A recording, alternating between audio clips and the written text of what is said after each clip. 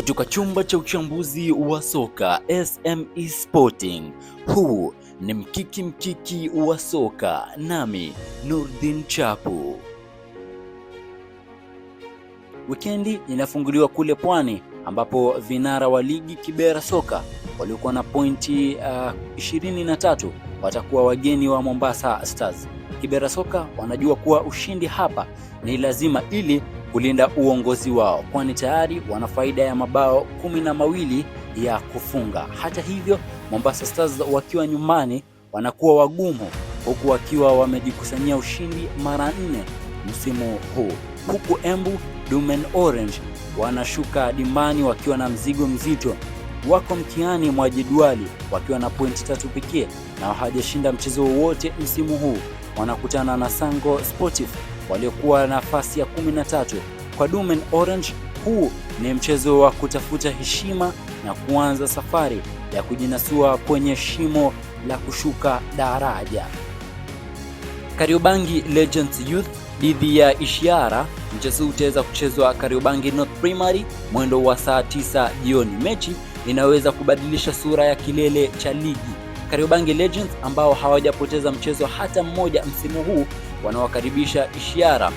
Legends wako nafasi ya pili na pointi 19, na ushindi hapa utawaweka karibu zaidi na Kibera Soka. Ishiara bado wanasaka ushindi wao wa kwanza wakiwa wamevuna sare 4 pekee hadi sasa. Polisi Youth dhidi ya Bandari Youth. Mchezo huu utaweza kuchezwa pale Kiganjo Training mwendo wa saa 9 hali kadhalika. Hii ndiyo dabi ya vijana. Polisi Youth ambao wapo nafasi ya 5 na pointi 19 watakuwa wenyeji wa Bandari Youth ambao wapo nafasi ya 6 na pointi 15. Timu hizi zinatofautiana kwa pointi 1 tu. Hivyo huu ni mchezo wa moja kwa moja wa kuwania nafasi ya 5 bora. Ruiru Hot Stars dhidi ya Kagemi All Stars.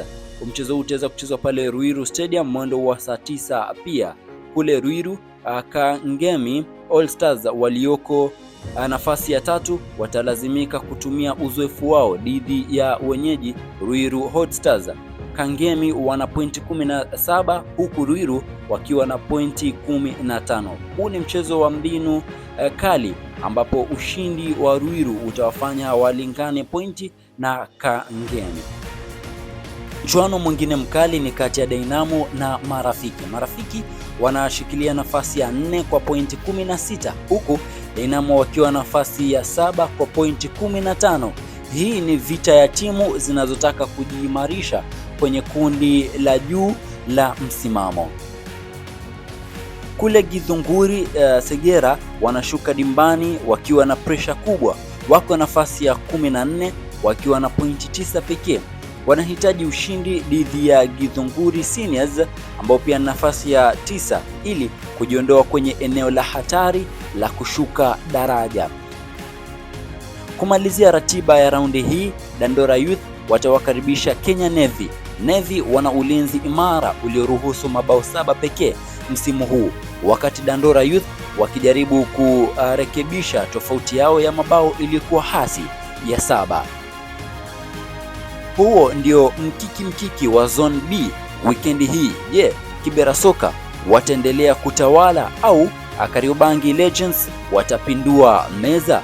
Niandikie utaratibu wako hapo chini na usisahau kulike na kusubscribe kwa uchambuzi zaidi kutoka chumba cha uchambuzi SME Sporting. Mpaka wakati mwingine, mimi ni Nurdin Chapu.